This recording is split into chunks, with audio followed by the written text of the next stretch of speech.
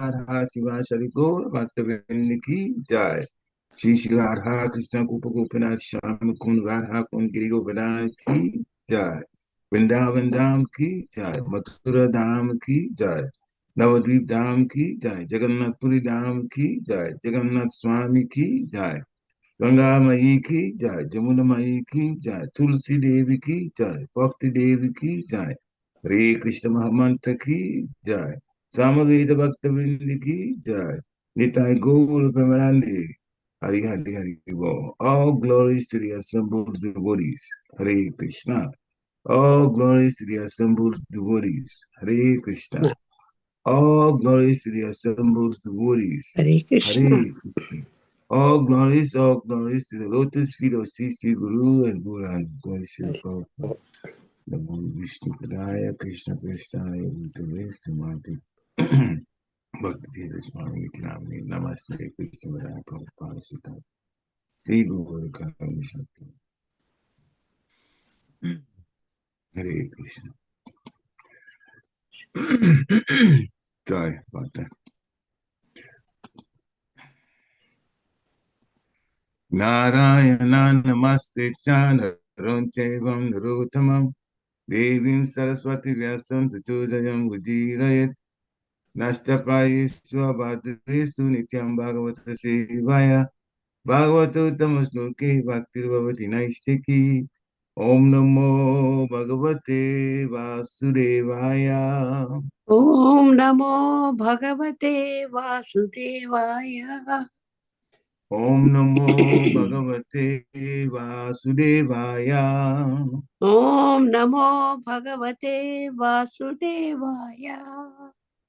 Om Namo Bhagavate Vasudevaya. Om Namo Bhagavate Vasudevaya. Hare Krishna. Good morning, devotees. So, this morning's Srimad Bhagavatam from Canto 3, Chapter 6, and texts 11 through 24. So it's 14 texts. And what I thought of doing is reading each text and the translation. So I'm going to be bypassing this word for word. And then when we get to 24 and I finish reading that, anyone who wants to repeat that particular one can also repeat it. So text 11. Atatasya bitaptasya katidyaya tananiha nirabidyanta devanam tani me gadata shrinu. English translation. Maitreya said, "You may now hear from me how the Supreme Lord separated himself into the diverse forms of the demigods after the manifestation of the gigantic universal form." Purport by Sri Prabhupada. The demigods are separated parts and parcels of the Supreme Lord, as are all other living entities. The only difference between the demigods and the ordinary living entities is that when the living entities are rich in pious acts of devotional service to the Lord, and when their desire to lord it over the material energy has vanished, they are promoted to the posts of demigods, who are entrusted by the Lord with executing the management of the universal affairs. Text 12. Tasyagnir asyam nirvinnam lokapalo vishatpadam vacha swamshena vaktavyam vayaso pratipadyate. English translation. Agni, or heat, separated from his mouth, and all the directors of material affairs entered into it in their respective positions. By that energy, the living entity expresses himself in words. Purport by Srila Prabhupada. The mouth of the gigantic universal form of the Lord is the source of the speaking power. The director of the fire element is the controlling deity, or the Adideva. The speeches delivered are Adhyatma, or bodily functions, And the subject matter of the speeches is material productions or the Adibhuta principle. Text 13. Nirbindalu varuno lokapalo vishatdare jivayam shena charasam yayasa pratipadyate. English translation. When the palette of the gigantic form was separately manifested, Varuna, the director of water in the planetary systems, entered therein, and thus the living entity has the facility to taste everything with his tongue. Text 14. Nirbine ashvino nase Vishnu abhishatam padam Grane nam sena kandasya Rati patir yato bhavet. English translation. When the Lord's two nostrils separately manifested themselves, the dual Ashwini Kumaras entered them in their proper positions. And because of this, the living entities can smell the aromas of everything. Text 15. Nirbine akshini twashta lokapalo vishad vibho chakshusham sena rupanam pratipastir yato bhavet. English translation. Thereafter, the two eyes of the gigantic form of the Lord were separately manifested. The sun, the director of light, entered them with the partial representation of eyesight. And thus the living entities can have vision of forms. Text 16. Nirbinanasya charmani lokapalo nilo vishat praninam sena spasham yena sapatipadyate. English translation.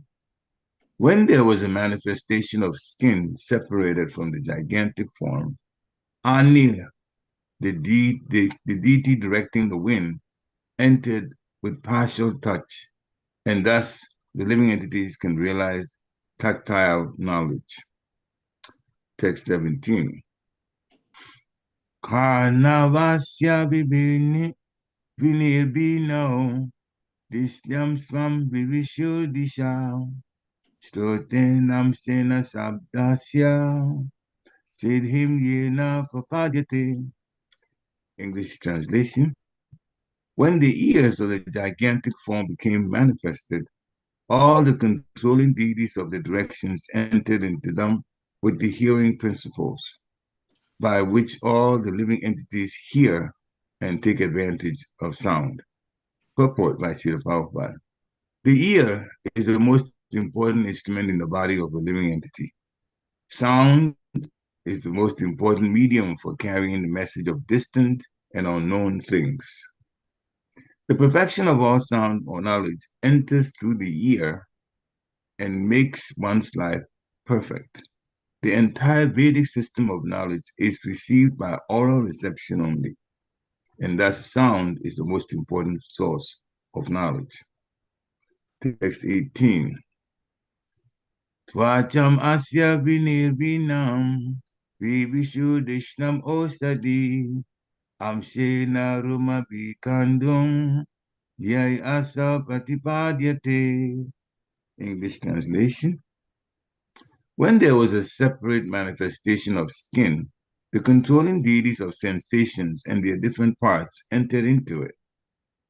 And thus the living entities feel itching and happiness due to touch. Purport by Srila Prabhupada. For sense perception, there are two principal items, touch and itching, and both of them are controlled by the skin and hairs on the body. According to Sri Vishwanath Chakravarti, the controlling deity of touch is the air passing within the body, and the controlling deity of the hairs on the body is Oshadya. For the skin, the object of perception is touch, and for the hairs on the body, the object of perception is itching. Text 19. Medam tasya vinirbinam swadishtam ka upavishat vetasam sena yena sav anandam pratipadyate. English translation. When the genitals of the gigantic form separately became manifest, then Prajapati, the original living creature, entered into them with his partial semen, and thus the living entities can enjoy sex pleasure. Text 20. Godam punsho vinirvinam mitro lokesha avishat payunam sena yena sao visagam patipadyate. English translation. The evacuating channel separately became manifest, and the director named Mitra entered into it with partial organs of evacuation. Thus, the living entities are able to pass stool and urine. Text 21. Hastavasya vinirvinav indraswapati avishat vatayam sena purusho yaya vitum papadyate. English translation. Thereafter, when the hands of the gigantic form separately became manifested, Indra, the ruler of the heavenly planets, entered into them, and thus the living entity is able to transact business for his livelihood. Text 22. Padavasya vinirvinam lokesho vishnu avishat gatya swamshena purusho yaya prapyam papadite. English translation. Thereafter, the legs of the gigantic form separately became manifest, and the demigod named Vishnu, not the personality of Godhead, entered with partial movement. This helps the living entity move to his destination. Text 23. Buddhim chasya binam vagisho dishtam avishat boninam sena bodavyam pratipatil yato bhavet. English translation. When the intelligence of the gigantic form separately became manifest, Brahma, the Lord of the Vedas, entered into it with the partial power of understanding, and thus an object of understanding is experienced by the living entities. Text 24. After this, you can chant if you want to.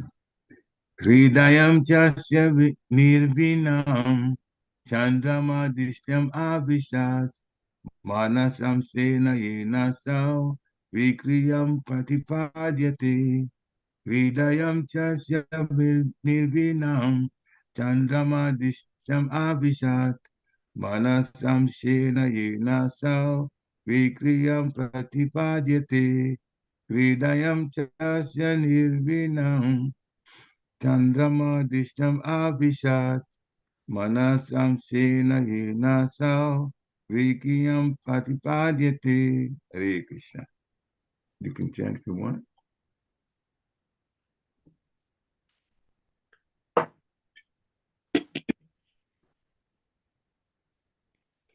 हृदयं चस्य निर्भिन्नं चन्द्रमादिष्ण्यम् अभिषत् मनसां सेन येनासौ विक्रियं प्रतिपाद्यते. हरे Krishna. Hare Krishna. Hare Krishna. Hridayam chasya nirभिन्नम chandramadhishnayam abhishayat mana samsena yenashau vikriyam prapipaddate. Hare Krishna. Hare Krishna. Hare Krishna. Hare.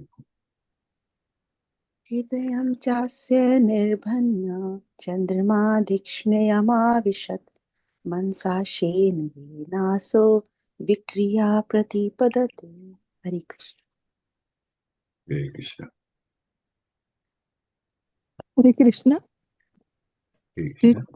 Nityam jasya nirbhinnam chandramadishnayam avishat mansam shena hinasa vikriyam pratipadyate. Hare Krishna. Anyone else? Hare Krishna. Hare Krishna. Hridayam chasya nirvinam chandrama dishyam avishat manasam shena yena so vikriyam pratipadyate. Hare Krishna. Hare Krishna. Anyone else? हरे All बोल. right. Okay. Hare Krishna. Go ahead. हृदयं चास्य निर्विन्नं चन्द्रमाधिष्ण्यमाविशत् मनसां सेनयेनासौ विक्रियं प्रतिपद्यते. Hare Krishna. Anyone else? All right. Word for word. Hridayam, heart. Cha, also. Asya, of the gigantic form. Nirvinam, being manifested separately. Chandrama, the moon demigod. Dishnam, with controlling power. Avishat, entered into. Manasa Amshena, partly with mental activity. Jena, by which. Asal, the living entity. Vikriyam, resolution. Patipadyate, transacts. Translation by Divine Grace here, Prabhupada. After that, the heart of the gigantic form separately manifested itself and manifested itself, and into it entered the moon demigod with partial mental activity. Thus, the living entity can conduct his mental speculations.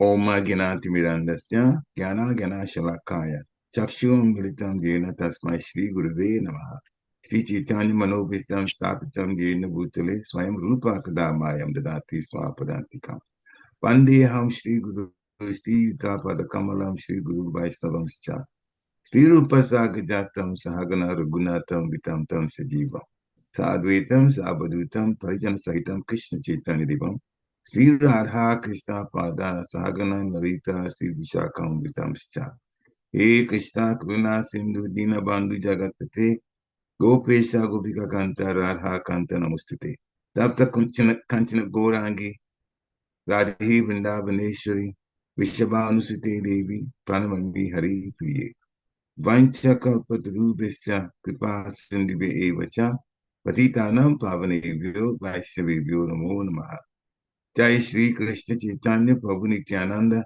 Shri Advaita Gadadha Sivasari Gaura Bhaktavinda Hare Krishna Krishna Krishna Hare Hare Hare Ram Ram Ram Hare Hare Hare Krishna Krishna Krishna Hare Hare Hare Ram Ram Ram Hare Hare Hare Krishna Krishna Hare Hare Hare Ram Ram Hare Hare Namo Vishnu Padaya Krishna Prestaya Bhutale Srimati Bhakti Vedanta Swami Nitinamini Namaste Saraswati Devi Gauravani Pracharini Nirvishesha Sunyavadi Paschatya Shatarini Namo Mahabharanyaya Krishna Prema Padayate Krishnaya Krishna Chaitanya Namne Guratse Namaha Ananda Lilamaya Vigrahaya Abhyadi Vicha Vishindarai Tasmi Mahaprema Raspadaya Chaitanya Chandaya Namo Namaste Chaitanya Chandaya Namo Namaste Chaitanya Chandaya Namo Namaste Chaitanya Chandaya Namo Namaste Hare Krishna. So, in general, this is about the Virat Rupa. This time, especially the very first one, the text number 11, talks about how the Lord manifested demigods. Expanded, actually, it doesn't even say it like that. It says that he, the Supreme Lord, separated himself into diverse forms of demigods. Mhm. So after the manifestation of a gigantic universal form, then the Supreme Lord, with the demigods, now going to play important roles in how we live life. They came into play in the different aspects of life. What we do with our senses, in the mind, etc. So this is what's being described here. Again, the universal form is actually an imaginary form meant to have people who think of Lord impersonally to begin to put a personal form to the Lord and the Lord's activities, including the demigods. In fact, there are descriptions of the universal form that support Davanas, the social orders. And then there's the universal form that is used to describe the spiritual divisions of society, the ashrams. So it is actually quite effective the way the universal form of the Supreme Lord explains so many things. But for devotees, we are to relate to the personal form of the Lord. In another text in the previous canto, Canto 2, it describes how those who are facing the Lord, relating to the Lord in the front part of the Virat Rupa, they are relating on a personal level, and those who are in the back or looking at the back of the Lord, the universal form, relate impersonally. So personal relation and impersonal relation have even been used the universal form has been used to describe personal and impersonal relationship also. So it is very effective in what it can bring about. And whatever has been talked about with the universal form, it has a direct bearing on our lives. The demigods actually are the ones that control the different aspects of life in the material world. And so with the description from the universal form, we get a sense now of what the demigods do. That's why the very first one says the Maitreya is explaining, and Maitreya is speaking to Vidura, that the demigods, he says he's going to describe how they separated, the Lord separated himself into these diverse forms of the demigods, and then the demigods will play different roles as will be described in the text that you heard. So we'll go through some of them. Actually, we're hoping to go through all of them with a little bit of time given to each one of them. So the demigods are entrusted by the Lord with the executing the management of universal affairs. And actually, it's even described by Srila Prabhupada how somebody can be promoted to a demigod status. You become a very pious, more the goodness person, stay away from ignorance and passion, and disconnect for the most part from the material energy, so that you don't, even though you're in the material world, a person is in the material world, they don't really connect with material energy so much. The very thing that we're being taught to practice. So if a person doesn't even get a chance to go back to the spiritual world, but they've lived that way, there's a good chance that they will be in a demigod status. If that heavenly planet life is something that somebody wants to get into, of course, the Buddhists are being told this is actually a waste of time because we're still in the material world, and the miseries of the material world affect the demigods too, albeit to a smaller extent, but they still affect the demigods too.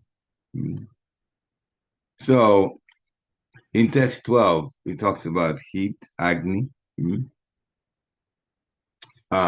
Virat Rupa after Agni, separated, then the directors of all the material affairs entered to it in their respective positions. That is, ruling different things, being responsible for different aspects. And it says there, though, that the a living entity is able to express himself in words, which is something I'm doing right now, in matter of preaching. So, in the purport, Srila Prabhupada describes a number of things. Of course, this is about the source of speaking power. The director of the fire element is the controlling deities called Adideva. Speeches delivered are called Adhyatma. And the subject matter of the species are called Adibhuta. So in Bhagavad Gita, chapter 8, text 3, chapter 8 is Attaining the Supreme. That's the title of it. That's also described little in a different way, probably even a better way. So the living entity is called Brahman. We are spirit. Aham Brahmasmi. And the eternal nature of it is called Adhyatma. We know our eternal nature. This has been repeated several times. That's Satchidananda. That's our eternal nature. Now, the actions that pertain to the development of material bodies, the actions, that's called karma. Again, we know that part.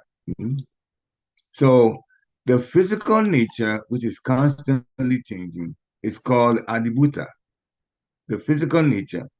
What is the physical nature and the principle for that? Well, there are 6, divided into 6. First, birth. Then, secondly, growth. Then, third, being in that body for a while. Fourth, when they say being in that body for a while, that means you grow up to a point you become a teenager and then you get to be an adult.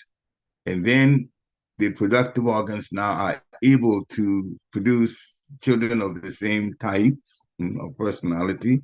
That's the fourth one. And then after that, we add to our jobs. It's like our way of thinking, retirement. We don't take, that is, the person is aged more. And so the body begins to dwindle. That's the fifth one. And then death, leaving the body, the soul leaving the body. So that's the principle. And then the universal form of the Lord, which includes all demigods, that's called the Adideva principle.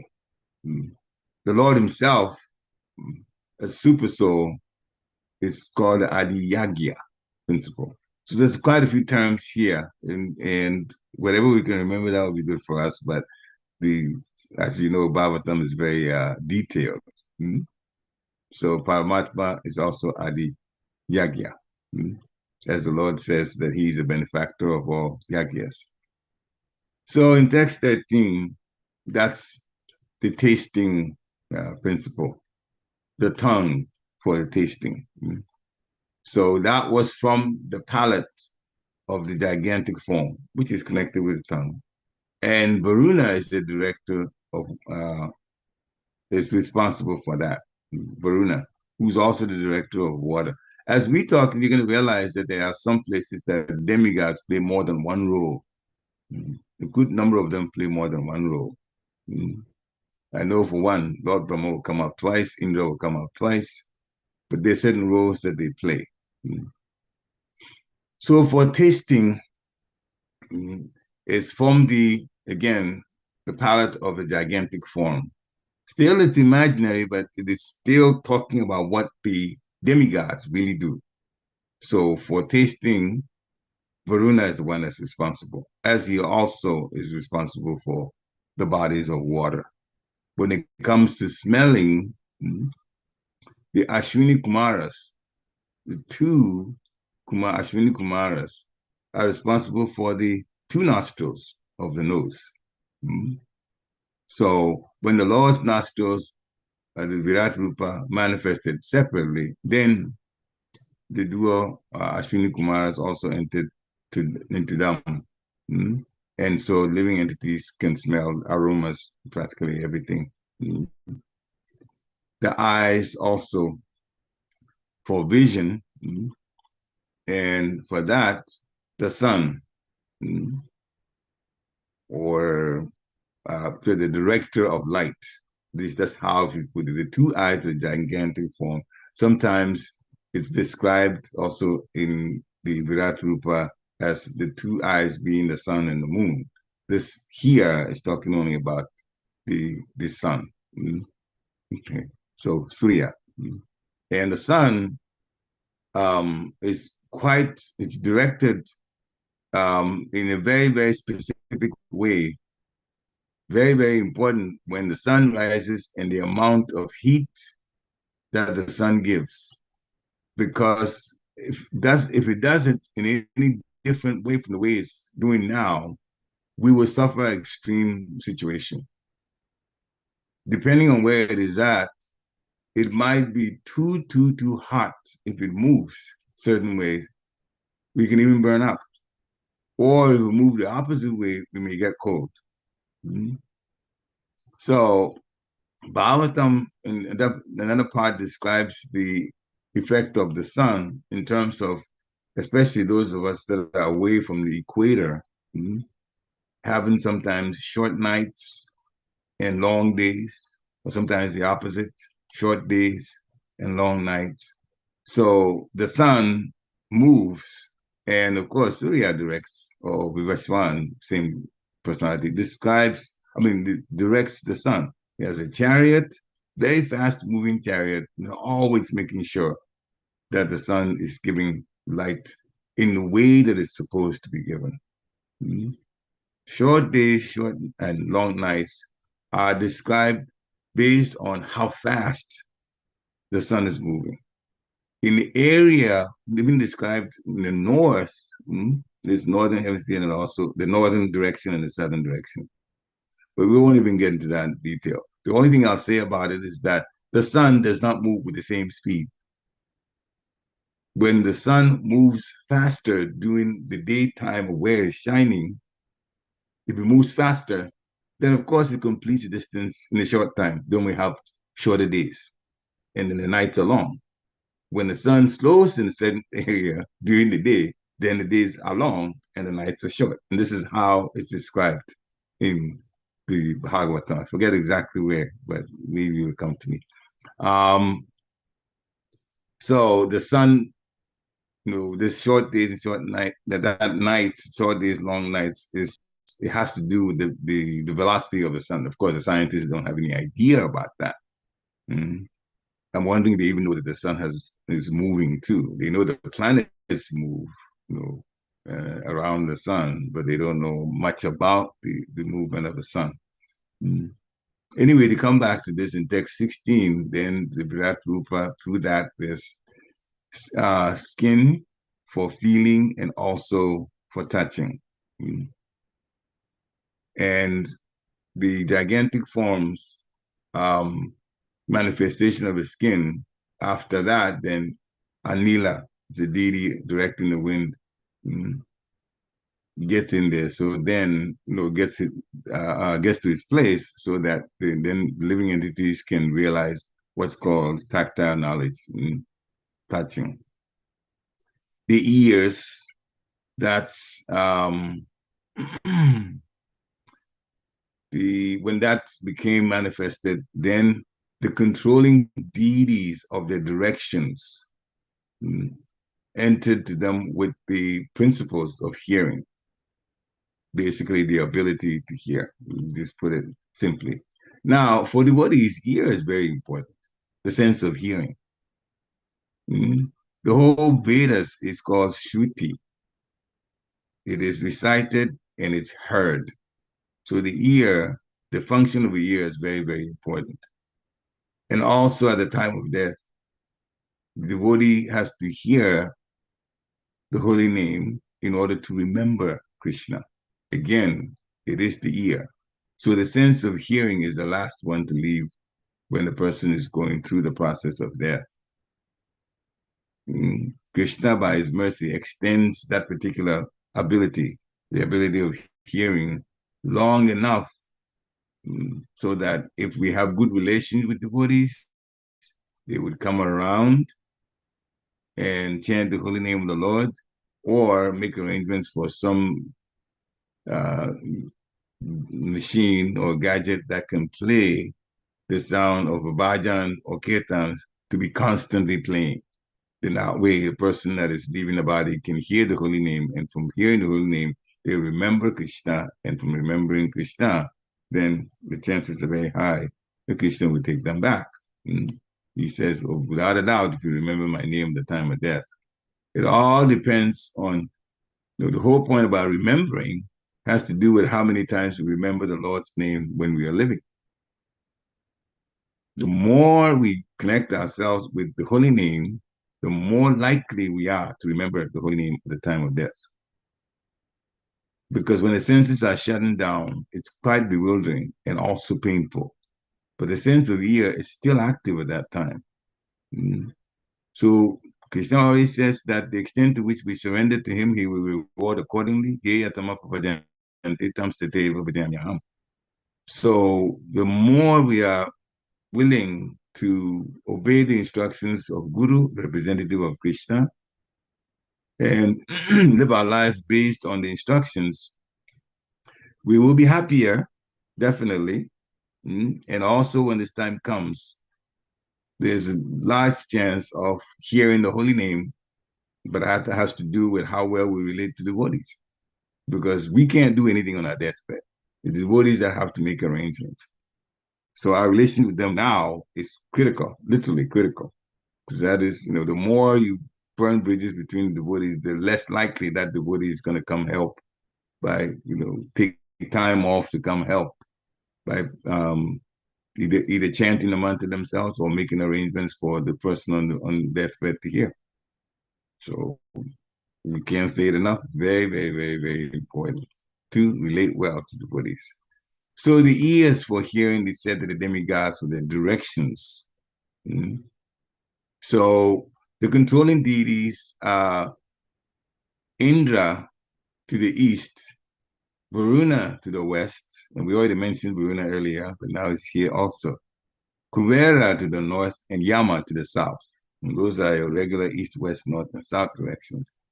But in the Vedas, the distances between, or the angles, I should say, the directions that are halfway between each of them are also listed. So there's the southeast, southwest, northeast, and northwest, and they also have controlling deities. Lord Agni is for southeast, and Niruti southwest. Vayu is northwest, and Ishan is northeast. So these deities, they control the directions. They are all responsible for the hearing. Now, the skin, controlling deities of sensations. It's mentioned is Oshadya, according to Vishwanath Chakravarti. Now, two things, and we're familiar with it. Touching, which we do, or sometimes we bump into stuff, or sometimes we deliberately touch, and also itching, which also happens, we all know about that. So what we learn new here is that the hairs on the body give the perception of itching. Again, that's not known by science. People would think, oh, something happened here. Well, so the itching has to do with the hairs on our skin. The skin itself, of course, we know that for touching, mostly we touch things with our fingers. So the skin of our fingers will tell us the temperature of something. It may be too hot or maybe too cold, or something. When we touch them, we know. So the controlling the deity is Usadya. Then also begetting progeny, sex life. That is controlled by the Prajapati, the first Prajapati, and that is Lord Brahma.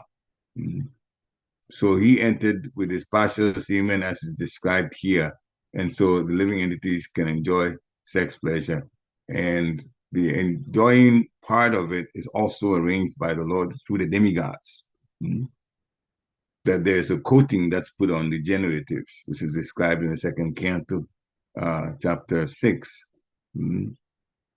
That's there. And the reason that that coating that gives enjoyment, extreme enjoyment, at least by material standards, is to literally lure the woman to get pregnant. Because the whole process of pregnancy is difficult. Pregnancy, childbirth, it's all difficult. And so if there isn't something that is sweet to lure the man and the woman to come together to relate sexually, the woman will say, well, why go through all of this? There will be no progeny, the woman doesn't get pregnant, and there are more people that want to come to the material world, especially those who are tired of different places and want to really get back to the spiritual world. There are those like that in the heavenly planets that have lived there a long time and realize this is not the all in all. I need to come to a place, take birth, a place that is Krishna conscious and join this particular, especially ISKCON society, and be able to go back to the spiritual world. They definitely want to get born, those who want to go back to the spiritual world. And they don't want to get born to commies. They want to get born to devotee women. But it has to be done right, because Krishna says, sex life, which is not contrary to religious principles. So sex pleasure is not just for sense gratification. It is actually a lure, if you like, a break that the man and the woman get. And then after that, there is pregnancy. And then, of course, there's so much work, there's money involved, there's so much training involved, so many things that it has to do for the child. Evacuation, Mitra is the demigod, and from the, as it explains here, the evacuating channel became manifest in the Virat Rupa, the universal form, and the demigod responsible for that is Mitra. Therefore, we're able to eliminate. And we know that our minds, when it comes to work, we use our minds for that. And our hands are the active working senses for our livelihood, for the most part. Most people use their hands. There's very, very few people that use only their legs for the most part, but that's another story for another time. For the most part, everybody uses their hands. So for our livelihood, it's from the gigantic form. When the hands of the gigantic form became separately manifest, then Indra is the ruler. So we see in Indra, we know about the reigns of Indra. He controls that. Indra is the the king of the heavenly planets. Indra is also one of the controlling for the directions, which I went through. And now you see Indra's name again. For the hands, and responsible for the hands for conducting business. So some of the demigods have multi-purposes. Legs, what takes us from one place to another. And so the demigod, his name is Vishnu, but is not the same as the personality of Godhead. This is a demigod also called Vishnu. It is not surprising, many, many times in the Shastra, you see other words. Even Vaikuntha and Vikunta is the name of the Supreme Personality of Godhead. Even though we know Vaikuntha is a spiritual world, but there's another aspect of God with the same name. So, and that's, I think, Bihad Bhagavatamrita, we might get there at some point, those of us that are reading, going through that. So, intelligence for understanding. So, Brahma gives that. For most of this, anyway, let me just talk about the last one. We're in text 24 now.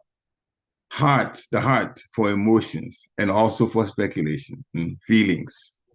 That's from the gigantic form, and Soma or Chandra, who is in fact the demigod for the moon, is also responsible for that. It's not too surprising that people make songs and then they think about the heart and they think about the emotions and they think about the atmosphere. For that, they mention the moon. They will mention the heart. They will mention the moon also. And we don't know why, But now it tells us the Bhagavatam exposes the fact that it's actually Soma, or Chandra. And Chandra is also responsible for plants and vegetation, the sweetness of it, the ripening and so on. That's also done by the moon. So all of these senses have different demigods controlling it. We've gone through some of them for this particular section of Srimad Bhagavatam. Now, for devotee, we are aware of these senses. The demigods are controlling them now, and we're aware who does what. And some of them do more than one task. But for our senses, the best thing is to use it for the Supreme Personality of Godhead, service to the Lord. Like Maharaj Amrish did.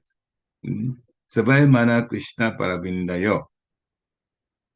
Maharaj Amrish, ninth canto of Bhagavatam, chapter 4, what he did is described in text 18, 19, and 20.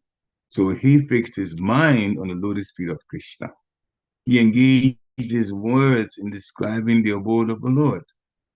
He engaged his hands in cleansing the temple of the Lord, because we've been told that the hands can be used to conduct business also. But if you conduct business and part of the proceeds you give to the Lord, then that's proper use of hands. Maharaj Amrish used his ears in hearing the pastimes of the Lord. His eyes in seeing the form of the Lord. His body was used in touching the body of a devotee.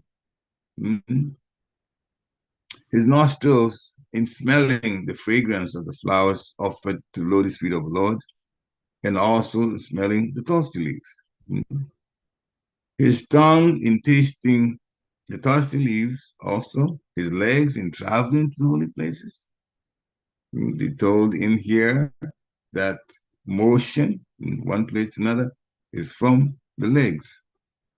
In the earlier times, the people weren't even using cars. They just, go from one place to another. They just travel by foot.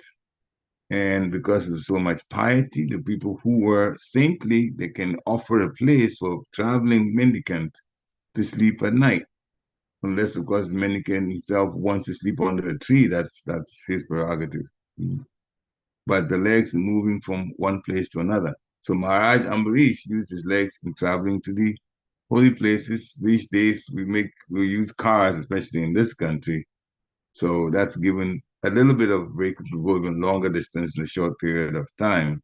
But still, it's the legs. And we use the legs also in dancing to praise the Supreme Personality of Godhead, not in discos and those kind of things. They use the legs too, but that's mundane. So Maharaj Amrish used his head in offering obeisances to the Lord, bowing the head down to offering obeisances to the Lord. And his desires, his emotions, to fulfill the desires of the Lord. And all of these make him what's called a Matpara devotee of the Lord. Matpara devotee. So how can we become Matpara devotees? It's not a special thing for Maharaj Amrish. Anyone can be that way. The senses can be controlled by use in serving, loving devotional service to Krishna. This is Bali Vijayabhushan that said that the senses can be completely controlled only by the strength of devotional service to Krishna. If we do not, looking at it the other way, if we do not use the senses to serve the Supreme Personality of Godhead, Maya will make a program for the senses and put us into sense gratification, which will definitely keep us from going back home.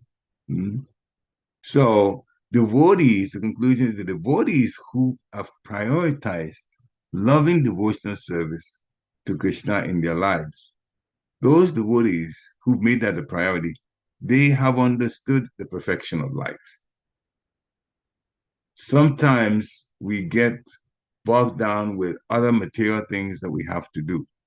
But a devotee who wants to go back home has to understand that when it comes to loving devotional service to Krishna, that is always first.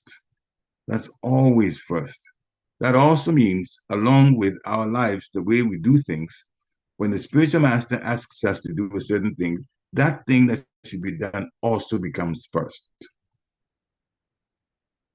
That means you drop everything else and get that done first. Hmm? It's very simple. The reason is, just picture this. When Krishna is in front of us, directly, face to face, and asks us to do something, are we going to tell Krishna, Krishna, I have this other thing to do, I work. I have some thing to finish for my boss, therefore, hold on. And when I finish that, then I'll look at it. Would you ever even think to do something like that if Krishna is right in front of you? We wouldn't think to do that. So since Guru is the one that we are learning to serve Krishna through him, or through her, we can think about it, what is that, also eligible to become spiritual masters. We do have one now in this kind of North America. So they play that role for us. We should look at them, the service to Guru, like we're serving Krishna. That is a practice for us. And Krishna set this up. Krishna says, go to Guru, inquire submissively, and also serve. So Krishna has stamped the position of Guru. And the original Guru is Lord Balaram, Lord Nityananda, who is an expansion of the plenary expansion, first expansion of Krishna. So Guru's role is that important. So everything involving devotional service should be prioritized. Topmost. For our material life, just we do what's necessary. Of course, we have to keep the body together. The body is what we're using in service. So in devotional service to devotees, to Guru, and also to the deity. Therefore, for that part, it's necessary to keep it in good shape. But when it comes to devotional service, we have to prioritize that. Don't postpone devotional service. When it comes to doing something material and also doing something devotional, and the time is to be used for one of them, we should choose the activity in devotional service over the activity that is material. And that way, Krishna realizes that we're putting him first. And we are the ones that are going to gain tremendously from that. And finally, we want to make one particular point by Rupa Goswami. This is a sensitive thing, but I still think it's necessary to talk about it. We were never trained to kind of shy away from sensitive things, but he's like that, so I'm his disciple. So this is just, some things that those of us that are not in this temple see that we want to bring in front of you for consideration. There's always a trend. It's important to look at trends in life. What is this trend? Is it good for me? What is this trend that's happening? Do I need to make a change? So with straw in my mouth, I beg to make the point that we don't want to change the positions of management far too often. There are temples in this United States, especially Los Angeles. The temple president was there for years. In Dallas, the temple president was there for years before they retired. And so when a place, as we know, even at work, if we have a situation where a particular position keeps getting changed too frequently, the people who work there will say, we have to look at ourselves, something is going on. Sometimes they know what it is. Sometimes they don't know. They just know that there's change. So any temple where the change of the person that is serving, that position changes too frequently, the congregation has to begin to look and ask questions. Why did that happen? Why did that happen? Why did that happen? And the answers are with the congregation themselves. There's another part connected with this, but that will take in another time.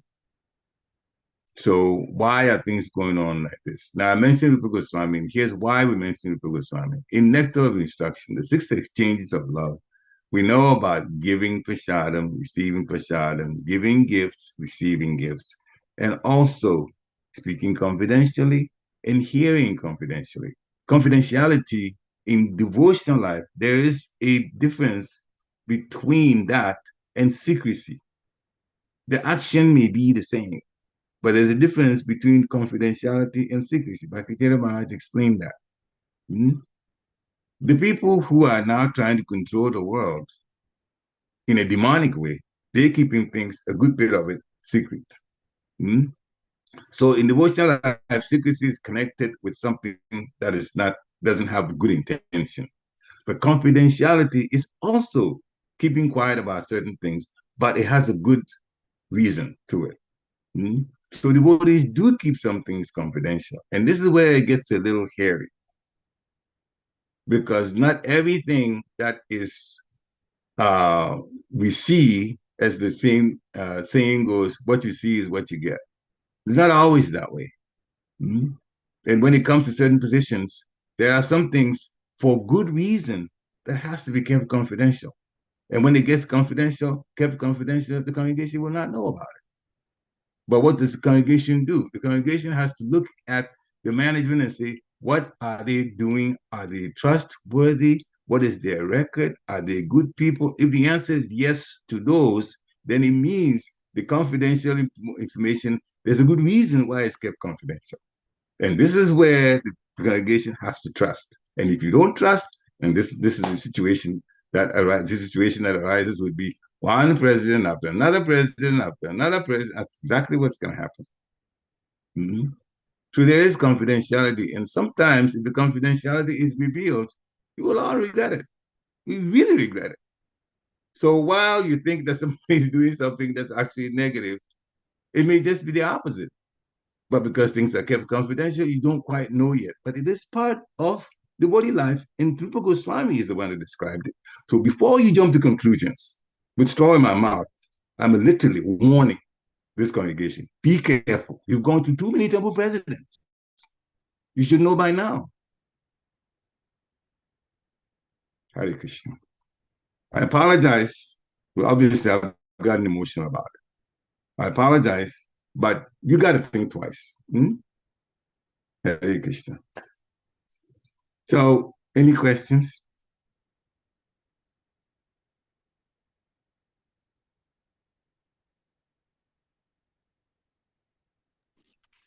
Thank you very much, Prabhu.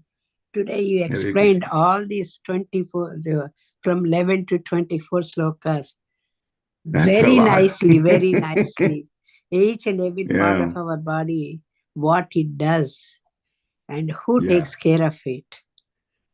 So those things really, really is very interesting, Prabhu, the way you said today. And then see, all these demigods, we think that they are demigods and they are not, they cannot do that much, but they have their own responsibility. Oh, absolutely. And each person, like in an office, each department has a department head and they will take care of that department like that. So it's really, really very good thing you told today so many things, Prabhu. And especially for years, you said. Yes, the most important one. That is really amazing. And at the end, of course, if we keep on chanting, or thinking of one person, that also, in a family, if you think of one person, at the time of last death, you think of that person only. But if we do chanting all the time in our life, that God's name will be there at the end. He will remind us if we forget. Yes. I'm glad you put it that way. Very good. Yeah. He will remind. I always think, that he gives intelligence, he gives forgetfulness, he gives remembrance, everything, So, but for our own good. For our own good. Even forgetfulness for our own good. Yeah, that's true. That's true. So that was really. Sometimes we get upset when we forget stuff, but actually, it's a large chunk of forgetfulness is for our own good. Gives that. For some reason, he gives that forgetfulness also. Oh yeah. Yeah. So it's amazing. Well, today's class, no questions, Prabhu. Its whole class is I'm just thrilled so much today. Hare Krishna. I came to know a lot of things. Thank you. Yeah. Thank you. Glories to Srila Prabhupada. Glories to the whole Parampara for explaining things that way. They're all part of it. Yeah. Thank you. And hearing is very important. And a very important point that you mentioned also, that Krishna will help us if you chant consistently and chant with your heart. Even at the time of death, Krishna would actually remind us. Sometimes, of course, it's easier for devotees to come, easier for us if devotees are around chanting until you can hear the holy name. But even in a situation where the devotee leaves suddenly, if they've been chanting for a long time and chanting consistently, Lord Chaitanya promises that he will in fact force his image into the mind of a devotee. And the mind can think of things in a split second. Think of it of the Lord just before whatever that accident that takes the person's life happens. So even that, the Lord is that merciful, Lord Chaitanya. Really, so we just have to take the process seriously and be careful not to offend each other. That's why I brought up this situation here, especially with this particular situation that's going through in Philadelphia. Just don't want, because you're not careful, you're going to be committing aparat left and right, not even realizing they're committing a lot of Vaishnava aparats. Very, very, very careful about this. So it's my love for you that's making this, but throw in my mouth, warn you, this can get bad for a lot of devotees if you keep going on. If you don't understand, it's all right. There's some things that left confidential for that reason. But if you don't understand, does not mean it's bad. Today. Yeah. You don't understand, does not mean it's bad. It means there's more to it than's been disclosed. That's really what it is. And that's confidential. Thank you very much. So just be aware of it. Okay. Hare Krishna. Thank you, Hare Krishna. Any other? Hare Krishna, Prabhuji. Hare Krishna. Very nicely explained, step by step. It's made it easy to understand. Krishna's mercy, Guru's mercy. I have one question. Because this universal form is for our understanding. This is imaginary. So understanding. Yeah, it's imaginary. If you look at the universal form itself, they say the demigods entered particular positions and so on, but look at the reality. If a demigod is sitting at the chest of the Lord, for example, the taking of a Virat Rupa, does that mean that the demigod actually sits there all of the time, or that he's in his abode conducting things and going through different things? Obviously, the second one. Obviously, the second point. The demigod has activities they do. They don't stay in one particular place. So this is, again, just to give a sense of those who don't see the Lord as a person, to start with these things that we know is available or we use, that is the known things, tasting and hearing and all, everybody knows that. But what is true though, not imaginary, is the fact that these things have been assigned to particular demigods. That is true. Yeah. That is true. And then for those who can't quite see Krishna in a personal way, this added information has been, okay, so the demigod here has entered in this part and so on. So that, okay, so this is all part of the human form. And this is the human form all comprising the Supreme Personality of Godhead. Oh, so then the Supreme Personality of Godhead is a person. Slowly they come to that. But by the mercy of Srila Prabhupada, we know Krishna, two-handed Krishna. We know four-handed Vishnu. We know all these at a personal level. But the non-devotees, as those who are impersonal, they think you have to start them at that point. This is also the mercy of the Lord, the things being explained like that. Okay. Hare Krishna. Hare Krishna, thank you. You're nicely connected with this, all these demic senses and doing the devotional service. Yeah, very, very, very, very important for us. Thank you. This is the mercy of Guru and Gauranga. So you said heart is from the moon, is that right? Yes. So that's what, when you said heart is from the moon, I got a little bit confused. So now I got the answer from you. Oh, okay. Yeah. You know, people associate the heart, the emotions, and the moon is also, people just get a little bit, they describe emotions also. But Loving emotions, especially usually with the people moon. explain that face is, like a moon-like face, Yeah, well, that's the beauty of the moon also. beauty of the moon. Yeah, that's also, and lotus is also used, Yeah. lotus face. Yeah. Again, that's the beauty of the flower, lotus. That's used to describe that. Yeah. Thank you. Moonlight face and lotus, both of them used. I forgot the name of this. Yes, I should have described it so nicely. Bhakti Chiruswami described so nicely the other day, one lecture about why we use lotus, this and lotus. Yeah. They describe the beauty of it and the different Very colors. nice class, Prabhu. Yeah. Today's class is very good. Yeah. Thank you. Krishna's Hare mercy, Krishna. Guru's mercy. From 11 to Hare 24, Krishna. 11 to 24, so many slokas you did. So very good. Yeah. Thank you. Krishna. Thank By you. the mercy of Guru and Thank you, Guranga. Prabhu. Hare Krishna. Any other Hare Krishna. Thank you, Prabhu. It was Any very nice. Krishna's mercy, Guru's mercy. Jai. Okay, if there are no more questions, then I guess we can end here.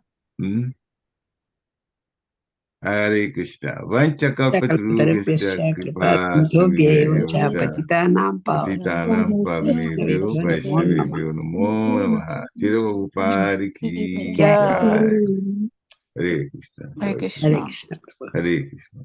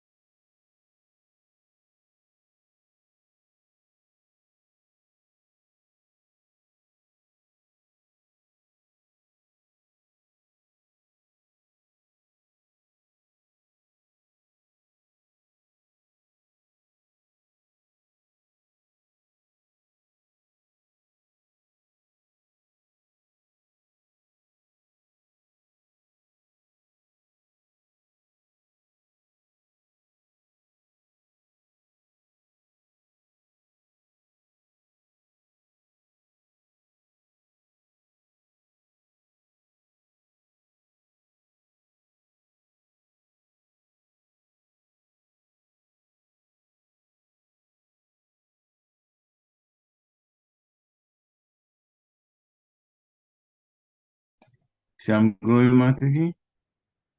Hare Krishna. Hare Krishna, Prabhu. Is there somebody that's going to have to, who is the host? I was trying to get hold of Mother Sobaradi. She's still there, but... Yes, I'm here. I will end the class and then we can log in again. Okay. Hare Krishna. Oh, okay. You have another meeting. Okay. No, we just have to, tomorrow she has to take over. So we're just going to make sure she's all set for tomorrow. Okay. I'll get off then. Hare Krishna. Hare Krishna. I'm going to end Shyamagur.